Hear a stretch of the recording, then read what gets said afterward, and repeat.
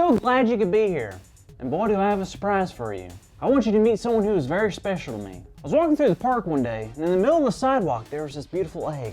I was stunned. I didn't know what to do, but what I did know was that if he stayed on that sidewalk, he would get hurt. So I took him home. So I present to you, Eggwardo. Say hello, Eggwardo. He's shy. What's that? Oh, stop. They're gonna love you. He's a little shy. Don't worry, Eggwardo, there's no reason to be shy. Carl? Hey, Cassie. Are you feeling okay? Yeah, I'm feeling okay. Why do you ask? Really? I mean, you're talking to an egg. Oh, Cass, it's not just any old egg. This is Eggwardo. Eggwardo? Yes, ma'am. He's the cutest little egg in the world. Not only is a 1 in a million egg, he's a 1 in a dozen. Okay. Did you give him that name? Sure did. Thought of it myself. You like it? Sure. It's interesting. Well, I mean, it wasn't my first choice. You want to hear the other names I thought of? Not really. Great! So at first I thought of Shelly because of the chill. Then I thought that wasn't strong enough of a name. Then I thought of Yoko. Scarlett Yoke Hamilton, Thomas Eggison, Egna, Yokelanda, Lil Yoki, Edgar Allan Poe, Egg Sharon, Egg Xavier, and Greg. Greg? Yeah, like egg. Nice. So what now? Are you guys like best friends now? We are. When we found each other, just linked. Like two childhood friends who knew each other since childhood. Not gonna lie, that's a little weird. Cassie, you wouldn't understand. It's an egg thing. I guess. You should have seen me. We were playing catch just like the old days. What old days? Back when I used to play baseball. You never played baseball. Oh yeah, I forgot. Carl, take a deep breath.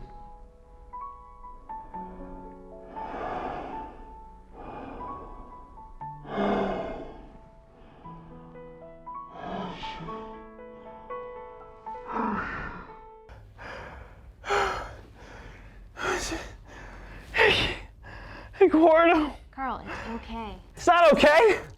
Eggwardo. I dropped him. I'm a terrible person. Carl, you're not a terrible person. Yes, I am. No way. You're nice, you're funny, and you make videos that crack people up all the time. I do? Yeah. I make people crack up all the time. Oh, I didn't Just mean... like how it cracked Eggwardo. Listen, Carl, I think we should talk about this week's story. What's the point? Well, I think it'll make you feel better. Really? Really. Remember the beginning of the Bible where God created the universe? Yeah, I do remember that. That was awesome and perfect. It was, and on the 6th day of creation, God created the first 2 humans ever, Adam and Eve. And they were pretty perfect too. They were. It was all created the way God wanted it to be, but something bad happened. Oh no. There was a bad snake that lied to Adam and Eve. And after God had made everything, the Bible talks about a serpent talking to Adam and Eve. A serpent? Like a snake? Why would they talk to a snake? It's hard to say, but the serpent was very clever.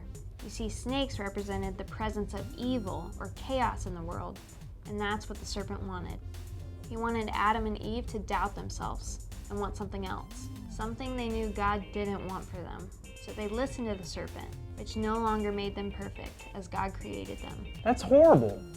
This is a sad story. Sure was, but later, in Genesis chapter 3, God made a promise. What promise did God make? God promised that even though people are no longer perfect, God's ways would always be, and that God could make what was broken whole again. So God promised to fix what was broken? Yep. And you want to know some good news? I would love some good news. You just said our big idea. Today's big idea is God promised to fix what was broken. That's right. On the count of 100. No, 3. We're all going to say it together. Ready? 1, 2, 3. God promised to fix what is broken. Woohoo! All right. Good job, everyone. Yeah. So how are you feeling now, Carl? Better. It hurts seeing something that I love broken, but it's cool to know that God can fix things that are broken. Plus, having an egg as a best friend can be really tough. I guess you could say it isn't all that it's cracked up to be.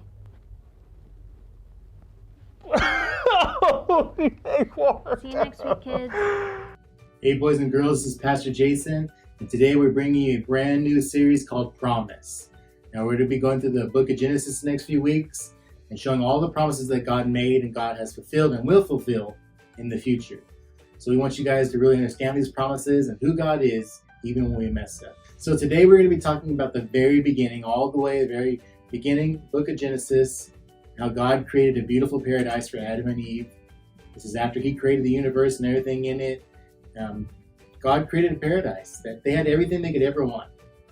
He gave them plenty of food and all the animals they could ever want. They could be friends with them. God gave them the authority to rule over them and even give them names. So they got to name the turtles and the foxes. They got to do everything.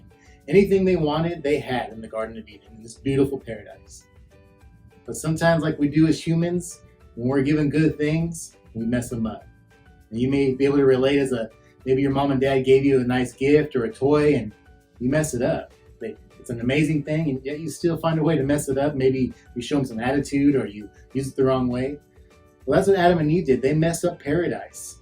And of course, you may know the Bible story, but there was one tree they couldn't eat from. As a tree of good and evil. And they went and ate the apple from it and it messed up everything. God said, you can have anything in this entire garden, but not that tree, not the apple from that tree. And they ate it anyways. And so they made a choice to ignore God. God gave them one rule and everything else they could have. But they chose to ignore God in this rule and they still did anyways. And we still do that today as human beings living in this day and age. We still choose to ignore God. We ignore his commandments and what he's told us to do, to obey our parents. We ignore that rule. We ignore God sometimes. So we mess things up too, just like they did all the way back then. So when Adam and Eve, when they sinned, they messed up. It changed the course of history. We were supposed to be with God forever and live with others. So God changed some things. He said, well, you're not going to live forever now. You're only going to live for a little bit. I'm going to clothe you because you're naked. And now that you have an understanding what it is to be naked, I got to clothe you because you're ashamed of yourself. So it changed a lot of things. So God was disappointed, and he does get disappointed with us when we make bad mistakes and when we choose to do the wrong thing. But the amazing thing about God is, even though he was disappointed, he showed mercy. God could have said, you know what, Adam and Eve, you guys are done. You're out of here. And with a snap of his fingers or a word of his mouth, he could have just taken them out of existence completely. But God didn't. He showed mercy and said, you know what, I'm going to fix this. And that's our big idea for today's lesson, is God promised to fix what was broken. All the way back in Genesis, thousands of years ago, God promised to fix the mistake Adam and Eve did.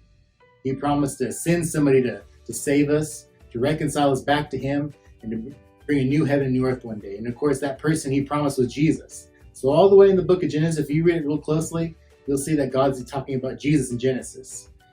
And God promised to fix the mistake that Adam and Eve made. And that's the amazing thing about God. He always fulfills his promises. There's no promise God has made he can't fix. Everything he's ever promised always comes to fruition, always is fulfilled. He never breaks a promise. And that's amazing, because you think of your friends, maybe they promise to be your best friend forever, never even mean to you, and they break that promise. Or maybe you've even made that promise to your parents, like, I'll promise I'll always come to my room. I promise I'll always listen to you. The next thing you know, you've broken that promise. But the great thing about God, he never breaks his promises. He promised to fix what Adam and Eve did. And one day he will return. Jesus will return with a new heaven and new earth, and we can't wait for that. So boys and girls, we're going to have the same Bible verse for the next few weeks, and we really want you guys to memorize this and get it. It's one of my favorites. It comes from the book of Joshua, chapter 21, verse 45. And it says, not one of all the Lord's good promises to Israel failed.